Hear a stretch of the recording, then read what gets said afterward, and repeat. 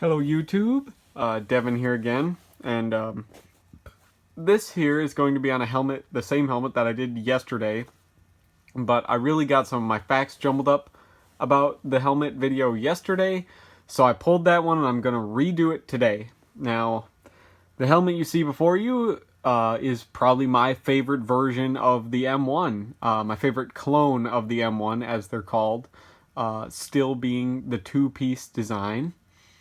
So, my favorite helmet that looks like an M1 is the German M62 Stahlhelm, but that isn't really an M1 because it doesn't have the liner. It's the shell with a attached Stahlhelm liner, essentially. So, it doesn't have that removable liner like an actual M1 does. So this is probably my favorite version of the M1, and this is the Austrian M75 helmet.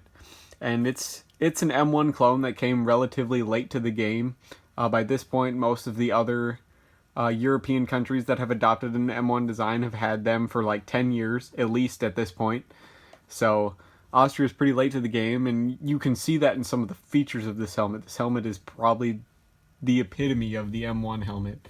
It is the peak. It's hard to get a better M1 helmet than this, while still being an M1 helmet. So this specific one, as I said in the video I pulled, if you were one of the 20 or so people that happened to watch that this was a paratrooper helmet, and that is sort of wrong, sort of right. Now, this chin strap doesn't actually have anything to do with the paratroopers. It is in kind of an odd touch compared to the normal M1 chin strap liner. It's a little bit wider just so it fits nicer around your chin. It's just a more comfortable version is all. It's a little bit more adjustable. So the chin strap on this helmet is just like a little bit, pretty much the same, but a little bit different than the German M62 in the fact that it still has the solid black and brass attachment point, and then it has the clipped broken brass attachment point. And as you can see that there, how there's that little bit missing right there. And that's so that when you have this lug in, you can have your lug in this loop if you're just using your helmet on like training or day-to-day type stuff.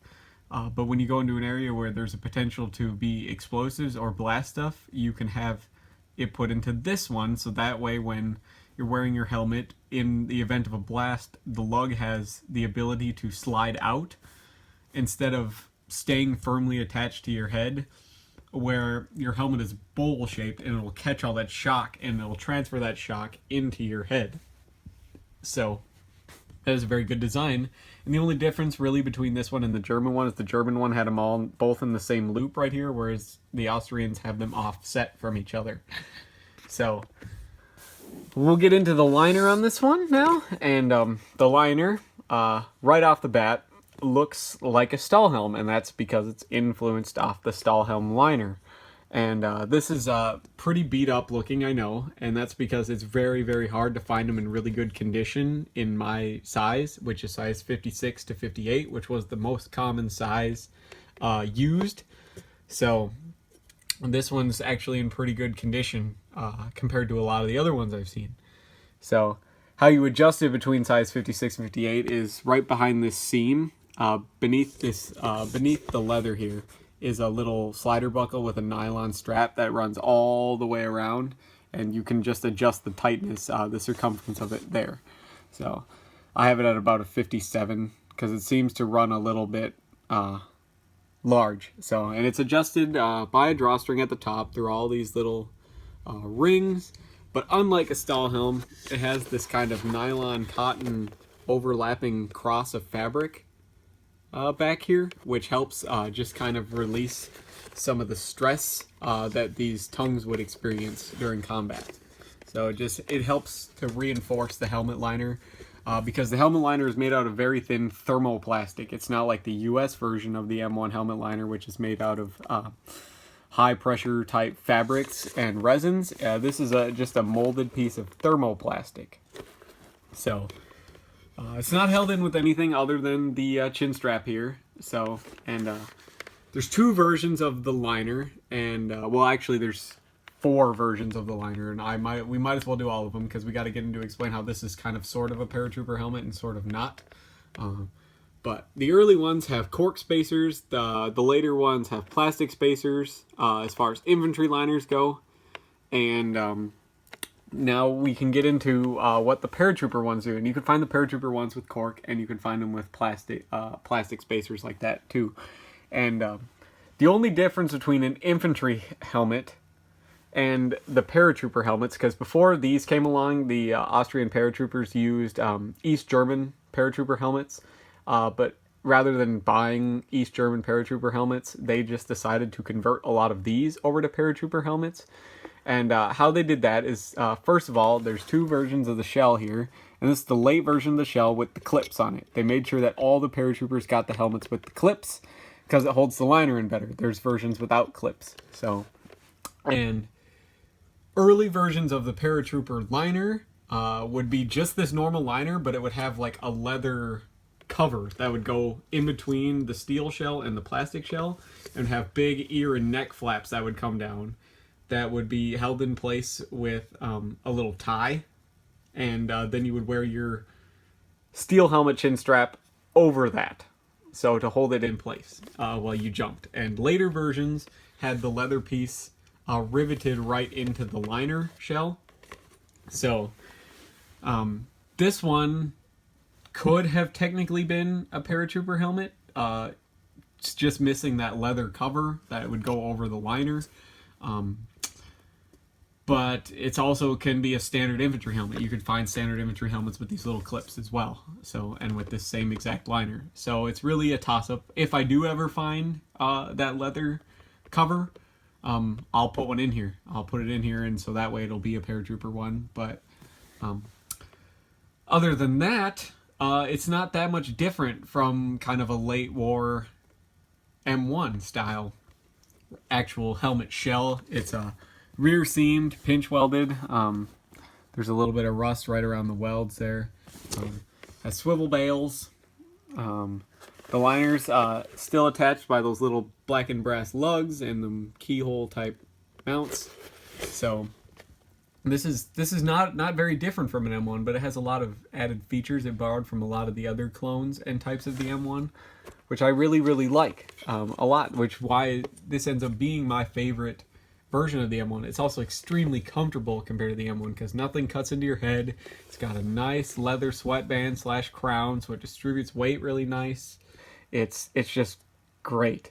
And if I could find a nicer liner than this in size 56, 58, I will buy it, because I would love to get one of these, but in like unused condition, because this one is pretty grimy and gross, and I know that.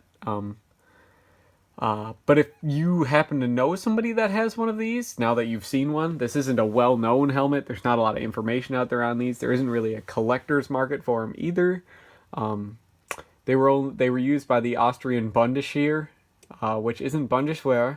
Bundeswehr is the German Defense Force. Bundesheer is the Austrian Defense Force. From 1975 to 2007 is when they were fully phased out. So, but it's just a great helmet, and it's my favorite version of the M1 helmet. So, it's just nice. The finish on it is perfect. It does tend to dent a little bit. I had to bang out some dents on the top. You can see some little bits there. But they used a real fine sand in it, so it's got a nice feel to it, the shell does. It doesn't feel as heavy as an M1 helmet. I'm guessing a lot of that has to do with the liner is nowhere near as thick. The shells are pretty comparable in weight.